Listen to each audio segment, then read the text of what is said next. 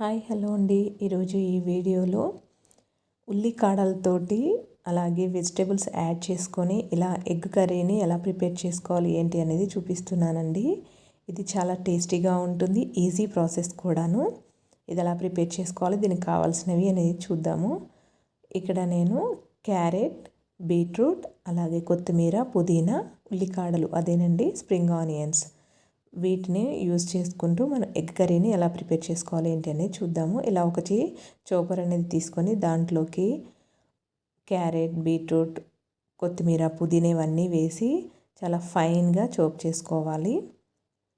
ఇలా ఆకుకూరలు తినని వాళ్ళకి ఈ విధంగా చాప్ చేసుకొని వేసుకుంటే అది చాలా ఈజీగా తినేస్తారు. అలాగే ఈ ఆకుకూరలు వెజిటేబుల్స్ అన్నీ ఇలా మిక్స్ అవ్వడం వల్ల కూడా టేస్ట్ అనేది ఇంకా చాలా బాగుంటుంది.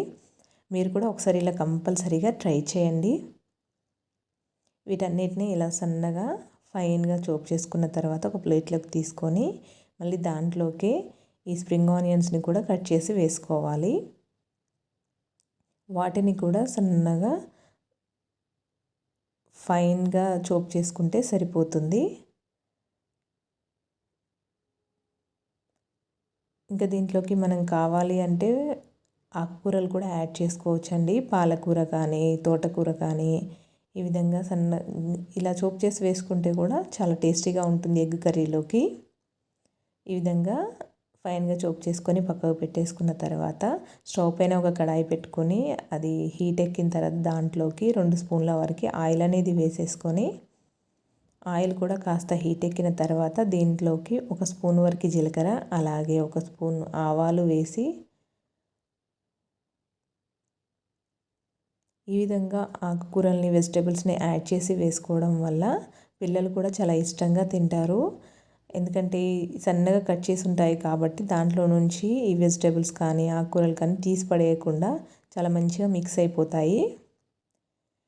అవి కాస్త వేగిన తర్వాత దాంట్లోకి క్యారెట్ ముందుగానే తురిమి పెట్టుకున్న ఈ క్యారెట్, బీట్రూట్, పుదీనా, కొత్తిమీర అవి వేసేసి వాటిని ఒకసారి అంతా కలుపుకుంటూ కాస్త వేగిన తర్వాత ఈ స్ప్రింగ్ ఆనియన్స్ని కూడా వేసేసుకోవాలి. అవి వేసి ఒకసారి అంతా బాగా కలిపి ఒక 2 to 3 మినిట్స్ అనేది ఈ విధంగా మూత పెట్టి ఉడికించుకోవాలి. తర్వాత దాంట్లోకి పసుపు, టేస్ట్కి సరిపడంత ఉప్పు,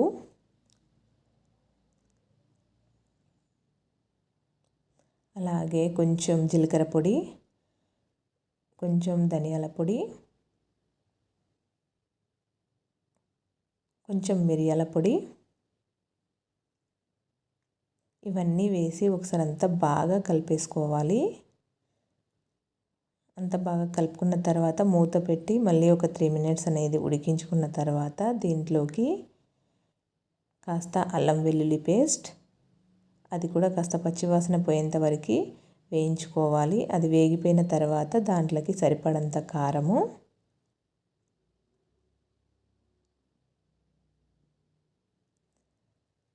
ఇవన్నీ వేసి ఒకసారి అంతా బాగా కలుపుకొని మళ్ళీ ఒక 2 to 3 మినిట్స్ అనేది మూత పెట్టి ఉడికించుకోవాలి. అప్పుడు ఈ వెజిటేబుల్స్ ఇవన్నీ కూడా బాగా ఉడికిపోతాయి. మీకు ఇంకా దీంట్లోకి కావాలి అని అనుకుంటే బీన్స్ కూడా వేసుకోవచ్చు. క్యాప్సికమ్ కానీ, బీన్స్ కానీ, అలాగే క్యాబేజీ ఇవన్నీ కూడా యాడ్ చేసుకోవచ్చండి. ఇదంతా బాగా కలుపుకున్న తర్వాత నేను ఇక్కడ 3 గుడ్ల వరకు తీసుకొని కొట్టి వేసుకున్నాను.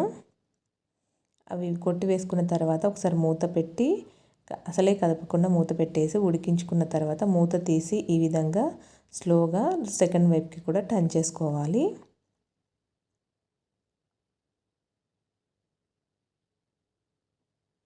సెకండ్ వైపుకి కూడా టర్న్ చేసుకొని మూత పెట్టేసి ఒక 2 మినిట్స్ అలా వదిలేయాలండి. అది ఉడికిపోతుంది సెకండ్ వైపుకి కూడా. ఇలా అంతా ఉడికిపోయిన తర్వాత మొత్తం ఒకసారి బాగా కలిపేసుకోవాలి. మరి ఎగ్ బుర్జీ లాగా కాకుండా ఈ విధంగా కలుపుకుంటే సరిపోతుంది. అంతేనండి, ఎంతో టేస్టీగా ఉండే ఉల్లికాడల ఎగ్ కర్రీ అనేది రెడీ అయిపోయింది. ఇలా చేసి పెట్టండి, పిల్లలు కూడా చాలా ఇష్టంగా తింటారు. టేస్ట్ కూడా చాలా బాగుంటుంది.